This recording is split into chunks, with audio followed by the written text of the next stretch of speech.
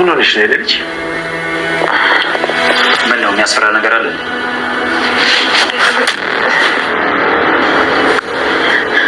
አይ ደህና ነኝ። መታጠቢያ ቤት ያሳየው።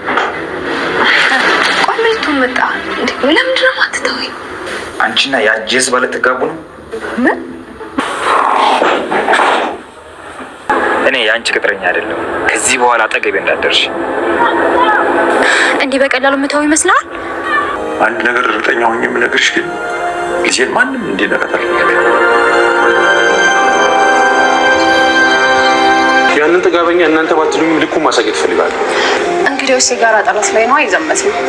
አንቺም ጠላት ይገርሽ ማ እኔ?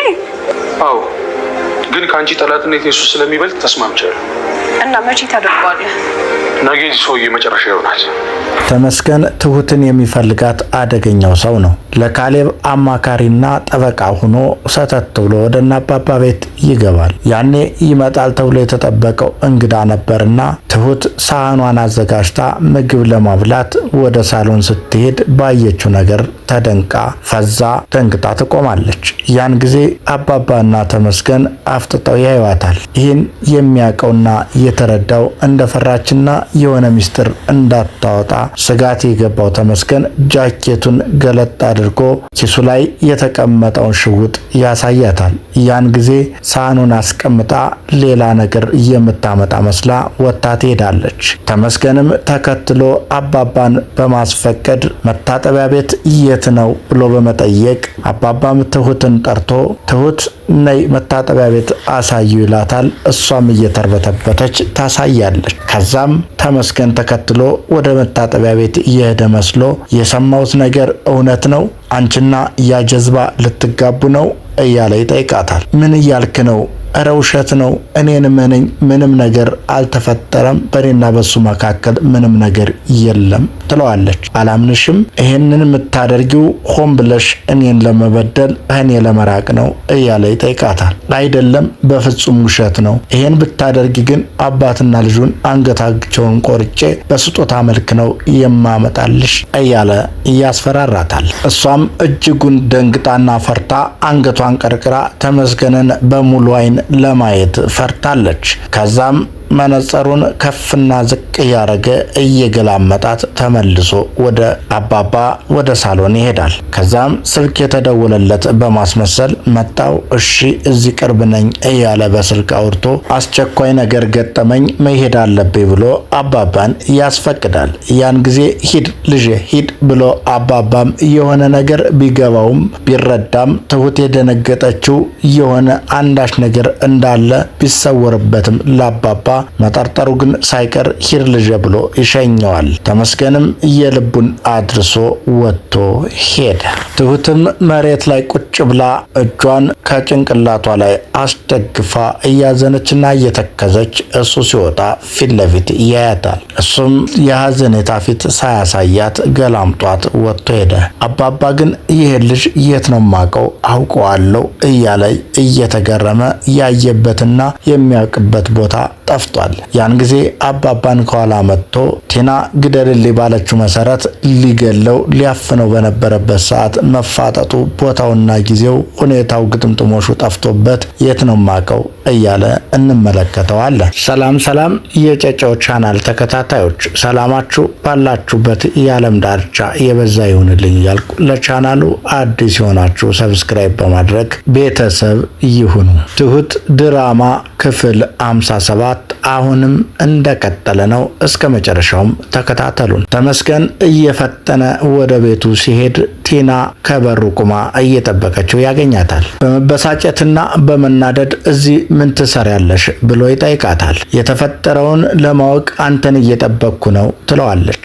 መጠበቁ አስፈላጊ አልነበረም፣ መጠበቅ አልነበረብሽም፣ ዝም ብለሽ ነው የደከምሽው ይላታል። ምን ማለት ነው? ጓጉቼ እየጠበቅኩ እኮ ነው። ምን አድርገ ምን ፈጥረህ እንደመጣ ማወቅ ፈልጌ ነው፣ ንገረኝ፣ ጓጉቻለሁ ትለዋለች። ትሁትን እንዳታገባ ነግሬያት መጥቻለሁ። በቃ በቃ ምንም ነገር አይፈጠርም አስፈራርቻታለሁ ይላታል። እንዴ ይሄን ብቻ ለማድረግ ነው እዛ ድረስ የሄድከው ቤት ድረስ የሄድከው እያለች ትጠይቀዋለች። አዎ ይሄን ብቻ ለማድረግ ነው። እንዴ ይሄን እኮ አልነበረም እየተነጋገርነው እያለች ቲና ታብዳለች፣ ትዘላለች።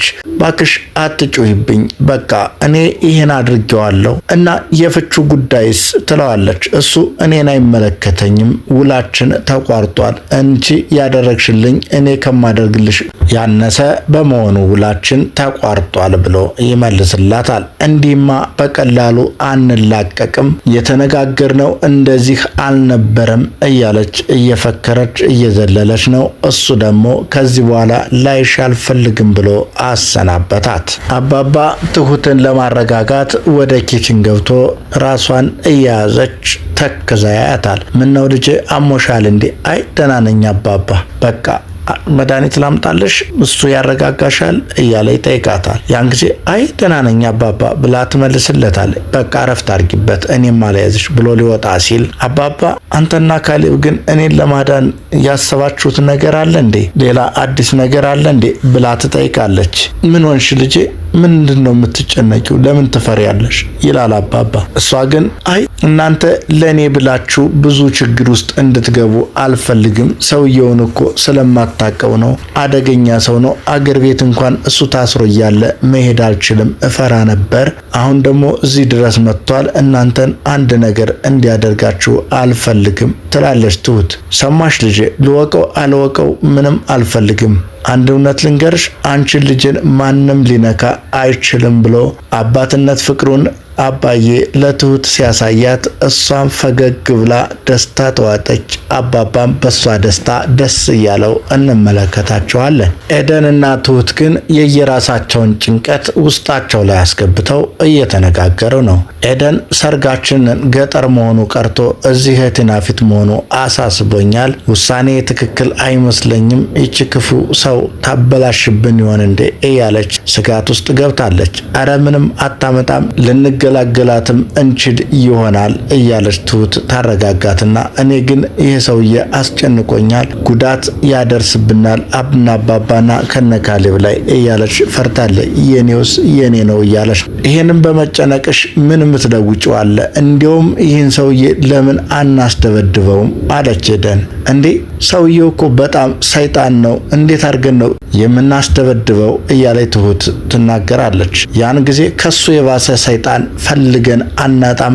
እንዳይሞት እንዳይድን አድርጎ ወደ ገጠር ተመልሶ እንዲሄድ የሚያደርግ ሰው ቀጥረን ለምን አናስደበድበውም? እንዲያውም ነይ እንሂድ ብላ ኤደን በምታውቀው ያ የሰማይ ስባሪ የሚያክለውን ሰውዬ ወዲያው ፈልጋ አግኝታ በክፍያም ተስማምተው እኔም የራሴ ጥላት ነው በነገው ዕለት ወዲያውኑ አስወግደዋለሁ፣ እመኑኝ። እናንተ ግን የመጀመሪያ ጥላቴ ናችሁ። እሱን ግን ከናንተ በላይ ጥላቴ ስለሆነ ዛሬ ከናንተ ጋር ተስማምቻለሁ።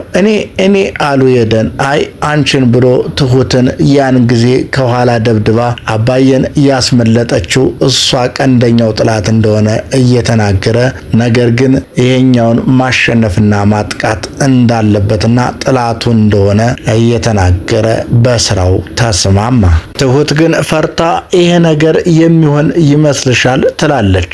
ኤደን ግን ቆራጥ በመሆን ካልደፈረሰ አይጠራም አይዞሽ እያለች የዛሬው ዝግጅታችን በዚህ አበቃ። ሰላም የጨጨው ቻናል ተከታታዮች ሰላማችሁ ባላችሁበት የዓለም ዳርቻ የበዛ ይሁንልኝ እያልኩኝ ለቻናሉ አዲስ የሆናችሁ ሰብስክራይብ ማድረግ እንዳይረሳ። እናመሰግናለን። ጨጨሆ ዩቲዩብ